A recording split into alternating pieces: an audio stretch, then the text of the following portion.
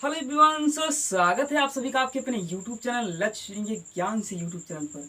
दोस्तों, मेरा नाम है रामजी और आप देख रहे हैं अपना YouTube चैनल लक्ष्य सुनेंगे ज्ञान से। तो सबसे पहले सभी दोस्तों को मेरा प्यार भरा नमस्कार। दोस्तों, चलिए कि वीडियो को शुरू करते हैं।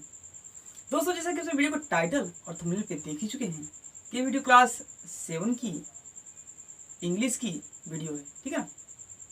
तो दोस्तों, इससे पहले ही हम सभी क्लास 7 की इंग्लिश अर्थात रेनबो की शुरुआत कर चुके हैं और आज का ये दूसरा लेक्चर है। फर्स्ट लेक्चर में हमने क्लास 7 के इंग्लिश की शुरुआत की और वो भी प्रथम चैप्टर थैंक यू गॉड का, ठीक है ना। और तो उसका सबसे पहले हमने आप सभी को मीनिंग लिखाया और इसके बाद अब हम आप सभी को इस चैप्टर का अर्थ बताएंगे, ठीक है ना। तो वीडियो के लास्ट तक बने रहिएगा और चैनल को नए हैं तो चैनल को सब्सक्राइब जरूर करिएगा, ठीक है ना। तो चलिए, आज हम सभी इस चैप्टर के अर्थ को अच्छी प्रकार से जानेंगे और इसके बाद क्वेश्चन आंसर भी अगले वीडियो में कंप्लीट करेंगे, ठीक। तो इस वीडियो में हम सभी इस चैप्टर के अर्थ को बिल्कुल ठीक प्रकार जानेंगे। आप सभी के सामने इस चैप्टर का सीन स्लाइड होता रहेगा और आप सभी बिल्कुल अच्छी प्रकार से अपने बुक को ओपन करके बैठ जाइए, ठीक है ना। और शांतिपूर्वक आप सभी इस चैप्टर के डिस्कशन और इस चैप्टर का जो भी अनुवाद है उसको ठीक प्रकार से सुनिए, ठीक है। चलिए शुरू करते हैं। तो दोस्तों, जैसे कि आपने देखा कि ये चैप्टर है अपना प्रथम चैप्टर है थैंक यू गॉड। यहाँ पे जो आप सभी के सामने दिख रहा होगा ये है लेसन 1, ठीक है ना। मतलब कि यहाँ पे चैप्टर का नाम होता है, ठीक। इसके बाद यहाँ पे होता है इसे लिखा है थैंक यू गॉड। तो ये दोस्तों, ये जो यहाँ पे चैप्टर होता है उस चैप्टर का ये शीर्षक होता है, ठीक है ना। यहाँ पे जो लिखा है थैंक यू गॉड और ये जो थैंक यू गॉड यहाँ पे जो शीर्षक है उसका जो मेन विस्तार होता है वो यहाँ पे इस चैप्टर के पैराग्राफ में वर्णित होता है, ठीक है ना। मतलब कहने का मतलब ये है जो यहाँ पे शीर्षक है वो इस चैप्टर का मेन पॉइंट होता है कि इसी के विषय में इस चैप्टर पर बात की गई, ठीक है ना। तो दोस्तों, ये अपना प्रथम चैप्टर ये पोएम है और इसको हम सभी अच्छी प्रकार से समझते हैं, ठीक है। तो चलिए शुरू करते हैं। तो दोस्तों, यहाँ पे लिखा है लेसन 1 मतलब पाठ 1। यहाँ पे शीर्षक में लिखा है थैंक यू गॉड, ठीक है ना। थैंक यू का मतलब होता है धन्यवाद। क्या होता है? थैंक यू का मतलब धन्यवाद होता है और गॉड का मतलब होता है ईश्वर या भगवान, ठीक है ना। तो यहाँ पे थैंक यू गॉड इसका पूरे का मतलब हुआ भगवान को धन्यवाद या ईश्वर को धन्यवाद, ठीक है ना। तो यहाँ पे इस चैप्टर में यही सीन फरमाया गया है कि यहाँ पे बच्चे ईश्वर को धन्यवाद दे रहे हैं और वो किस कारण से दे रहे हैं अब यहाँ पे आप सभी को इस चैप्टर में स्पष्ट हो जाएगा, ठीक है ना। तो यहाँ पे इस चैप्टर का जो शीर्षक है थैंक यू गॉड ईश्वर को धन्यवाद, ठीक। तो यहाँ पे लिखा है for all the things around us big and small, ठीक। फॉर मतलब होता है के लिए। हमने आप सभी को मीनिंग में अच्छी प्रकार से लिखाया है, आप सभी ने उसको तैयार किया होगा हमें उम्मीद है। और ऑल का मतलब होता है सभी, ठीक। थिंग का मतलब होता है चीज या वस्तु, ठीक ना। और यहाँ पे जो थिंग्स है यस लग गया है तो यहाँ पे ये थिंग का बहुवचन है मतलब बहुत सारी चीजें, ठीक है ना। और अराउंड का मतलब होता है चारों ओर। अस का मतलब होता है हम सभी, ठीक। बिग का मतलब होता है बड़ा। स्मॉल का मतलब होता है छोटा और एंड का मतलब तो आप सभी जानते हैं और, ठीक ना। तो देखिए अब यहाँ पे इसका अर्थ इस प्रकार से बैठेगा कि यहाँ पे लिखा है for all the things around us big and small, ठीक है। तो अराउंड अस हमारे या हम सभी के चारों ओर, ठीक ना। हम सभी के चारों ओर बड़ी और छोटी, ठीक ना। हम सभी के चारों ओर बड़ी और छोटी जो चीजें हैं, ठीक ना। हमारे आसपास जो भी बड़ी और छोटी चीजें हैं उन सभी के लिए, ठीक है ना। यहाँ पे जो बच्चे धन्यवाद दे रहे हैं ईश्वर को तो वो किस चीज के लिए दे रहे हैं? क्योंकि ईश्वर ने यहाँ पे अच्छा प्रकार से एक माहौल क्रिएट किया है ना, तो इसलिए यहाँ पे बच्चे उनको धन्यवाद दे रहे हैं। तो यहाँ पे यही इस कविता में दर्शाया गया है कि किस चीज़ के लिए धन्यवाद दे रहे हैं। तो यहाँ पे बच्चों को ऐसा महसूस हो रहा है कि अराउंड अस, हमारे चारों ओर या हम सभी के चारों ओर, बिग एंड स्मॉल, बड़ी और छोटी जो चीज़ें हैं उन सभी के लिए ना, for all the things around us, हमारे आसपास जितनी भी चीज़ें हैं चाहे वो बड़ी हैं या छोटी हैं उनके लिए, और for all the creatures on this earth short and टाल, ठीक है ना। तो और इस धरती पर उपस्थित या मौजूद छोटी और बड़े सभी जीव जंतुओं के लिए, ठीक है ना। यहाँ पे फार का मतलब के लिए हुआ, आल का मतलब सभी, और क्रिएचर्स का मतलब होता है जीव या प्राणी, ठीक है ना। आन का मतलब पर या ऊपर, हमने आपको बताया पहले ही। दिस का मतलब यह, अर्थ का मतलब पृथ्वी, और शार्ट का मतलब होता है छोटा या बौना, ठीक है ना। और टाल का मतलब होता है लंबा, ठीक। तो इस प्रकार से इसका आशय ये निकलता है कि for all the creatures on this earth short and टाल, कि इस धरती पर मौजूद सभी छोटी और बड़ी जीवों के लिए, ठीक है ना। For all creature on this earth short and टाल, कि इस धरती पर उपस्थित सभी छोटे और बड़े जीव जंतुओं के लिए, ठीक है ना। जो बच्चे यहाँ पे धन्यवाद दे रहे हैं ईश्वर को, तो यहाँ पे पहले में तो इन्होंने बताया कि हमारे चारों ओर जो भी चीज़ें हैं उन सभी के लिए, और दूसरे स्टेंजा में इन्होंने कहा कि for all creatures on this earth short and टाल, कि इस धरती पर उपस्थित सभी छोटे और बड़े जो जीव जंतु या प्राणी हैं उनके लिए, ठीक है ना। तो इसका यहाँ से आशय स्पष्ट हुआ। और यहाँ पे थर्ड लाइन में है for the lovely blue sky the sun the moon and all, ठीक है ना। तो और यहाँ पे बात कही गई है कि for the lovely blue sky, हमारे प्यारे नीले आकाश के लिए, द सन सूर्य के लिए, द मून चंद्रमा के लिए, एंड ऑल और सभी के लिए जो भी ब्रह्मांड में उपस्थित हैं या इस संसार में उपस्थित हैं उन सभी के लिए, ठीक है ना, धन्यवाद। ऑलमाइटी गॉड, ठीक है ना, सर्वशक्तिशाली ईश्वर या भगवान को धन्यवाद, ठीक है ना। For all lovely blue sky, प्यारे आकाश के लिए, सूर्य के लिए, चंद्रमा के लिए और इस संसार में उपस्थित सभी चीजों के लिए। ऑलमाइटी गॉड, सर्वशक्तिमान यार सर्वशक्तिशाली ईश्वर को we thank you and to you we call, हम सभी उनको स्मरण करते हैं और उनको धन्यवाद देते हैं, ठीक है ना। क्योंकि उन्होंने इस संसार में जो ये चीज़ें बनाया, तो उन चीज़ों को बनाने के लिए हम ईश्वर को स्मरण करते हैं, उन्हें याद करते हैं और उनको हम धन्यवाद देते हैं। यहाँ पे वी का मतलब तो जानते हैं हम सभी हुआ, एंड थैंक यू का मतलब धन्यवाद, और एंड का मतलब जानते हैं, और टू यू वी कॉल, ठीक है ना। यू का मतलब तुम और वी कॉल, क्योंकि हम सभी जो पुकारते हैं या बुलाते हैं या स्मरण करते हैं तो एक ही चीज हुआ, ठीक है ना। तो इसलिए यहाँ पे कहा गया है कि we thank you and to you we call, ठीक है ना। हम सभी आपको स्मरण करते हैं और बहुत बहुत धन्यवाद देते हैं, ठीक है ना। किसको? ईश्वर को। तो बच्चे यहाँ पे ईश्वर को इसलिए धन्यवाद दे रहे हैं, ठीक। अब देखिए लास्ट इसके बाद का स्टेंजा है bless each one of us in your name as we pray, ठीक है ना।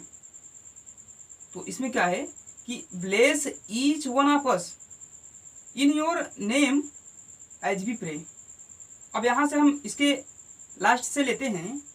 तो देखिए इनका मतलब तो आप जानते हैं अंदर के सेंस में प्रयोग होता है, और योर का मतलब तुम्हारा, ठीक।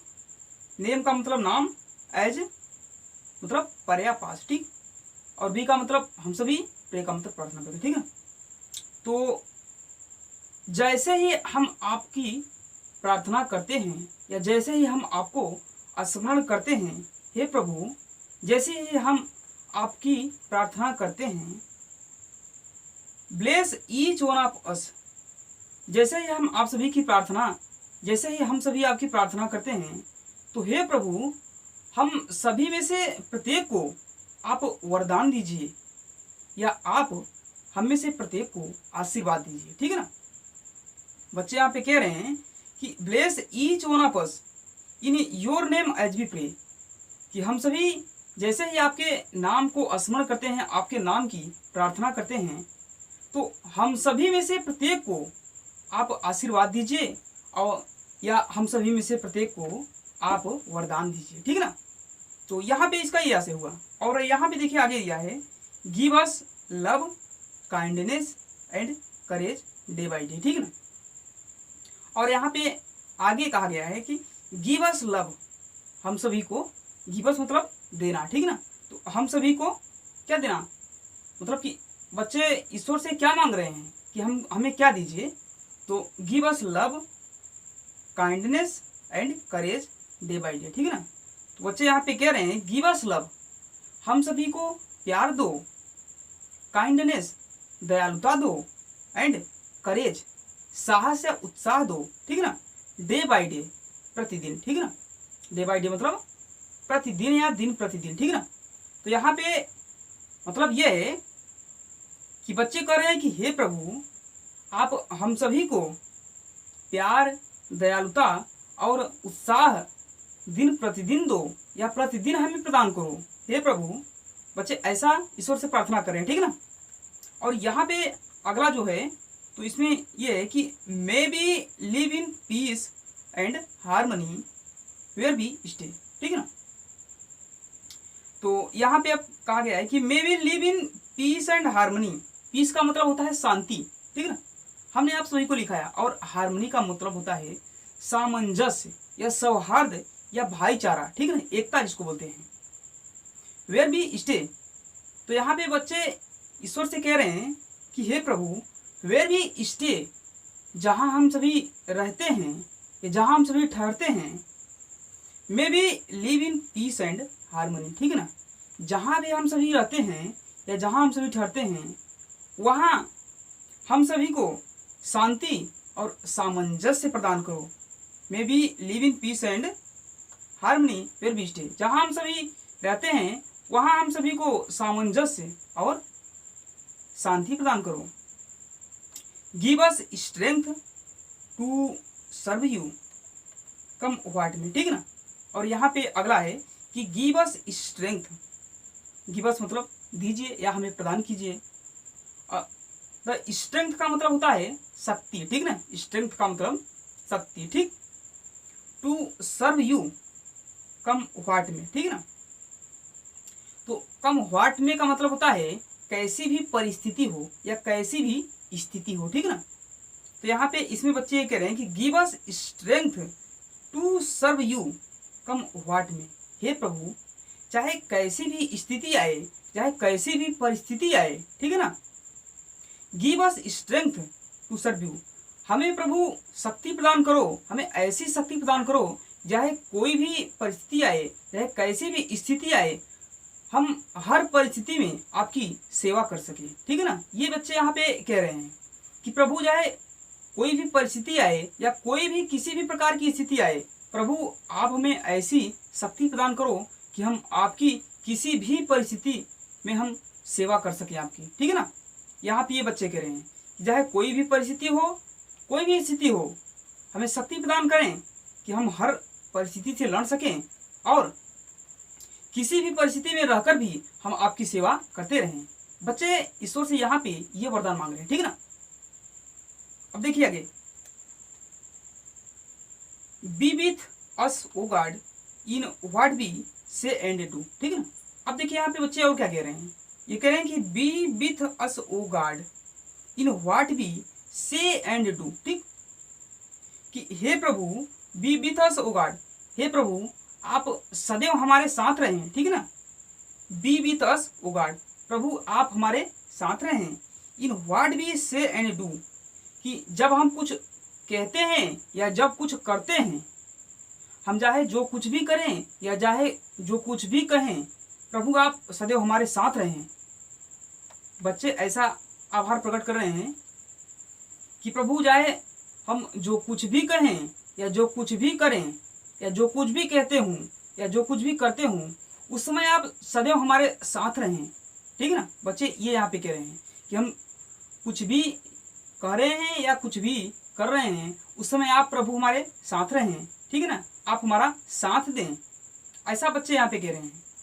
अब आगे का यहाँ पे है कि accept this prayer O God be bow down to you. ठीक ना, बच्चे कह रहे हैं कि accept this prayer O God, हे प्रभु आप हमारी इस प्रार्थना को स्वीकार कीजिए।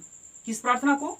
बच्चे यहाँ पे कह रहे हैं कि be with O God in what we say do, कि हम सभी जो कुछ भी कहें या जो कुछ भी कहते हैं या जो कुछ भी करते हैं, उस समय आप प्रभु हमारे साथ रहें। हमारी आपसे यही प्रार्थना है और आप इस प्रार्थना को स्वीकार कीजिए, यही बच्चे इसमें कह रहे हैं। ठीक ना, और यहाँ पे आगे है कि B bow down to you, बच्चे कह रहे हैं कि आप हमारे साथ रहें, हे प्रभु be bow down to you. अब यहाँ पे बी का मतलब तो जानते ही हैं, बी का मतलब हुआ हम सभी, और बो डाउन का मतलब हुआ झुकना या झुकते हैं। ठीक है ना, बो का मतलब वैसे होता है धनुष होता है, और डाउन का मतलब झुकना। तो धनुष जो होता है वो सपाट में झुका रहता है। ठीक है ना, तो यहाँ पे इसलिए यहाँ पे कह रहा है कि हम सभी धनुष की तरह झुकते हैं, या इसका सीधा सा आशय ये होता है कि हम सभी आपके सामने झुकते हैं, या हम सभी आपके सामने शीश झुकाते हैं। ऐसा बच्चे यहाँ पे इस स्टेंजा में या इस प्रेयर में भाव स्पष्ट करें। ठीक है ना, कब की ये महिमा है, कब की ये महिमा है बच्चों के द्वारा कि हे प्रभु आप हमारी इस प्रार्थना को स्वीकार कीजिए, हम आपके सामने शीश झुकाते हैं या हम आपके सामने झुकते हैं। ठीक है ना, तो यहाँ पे इस कविता का ये आशय था। ठीक है ना, उम्मीद है कि आप सभी को इस कविता का आशय बिल्कुल अच्छी प्रकार से समझ में आ गया होगा। ठीक है ना, यदि समझ में नहीं आया है तो एक बार आप सभी वीडियो को पुनः दोबारा से देखिए, आपको बिल्कुल अच्छी प्रकार से इस चैप्टर का आशय स्पष्ट हो जाएगा। ठीक है ना, तो बस देखिए आज की वीडियो को यहीं तक रखना चाहेंगे, और यहाँ पे जो अभी इस चैप्टर का ये आशय तो समझ में आ गया, और इसके बाद जो है तो अपना बचता है इस चैप्टर का क्वेश्चन और आंसर। यहाँ पे जो दिया है कि कॉम्प्रिहेंशन क्वेश्चन आंसर। ठीक है, तो यहाँ पे हम इस क्वेश्चन और आंसर या तो इस चैप्टर का जो भी एक्सरसाइज है इसको हम सभी अगले वीडियो में करने का प्रयास करेंगे। ठीक है ना, तो हमें उम्मीद है कि आज के इस लेसन का आशय आप सभी को बिल्कुल अच्छी प्रकार से समझ में आया होगा। ठीक है ना, और आप सभी बिल्कुल इसको अच्छी प्रकार से समझिए, और आज की वीडियो को यहीं तक रखना चाहेंगे। आज का वीडियो कैसा लगा हमें कमेंट बॉक्स में जरूर बताइए, और वीडियो पसंद आए तो वीडियो को लाइक करें, चैनल को सब्सक्राइब करें और वीडियो को शेयर करना न भूलें। थैंक्स दोस्तों, नमस्कार।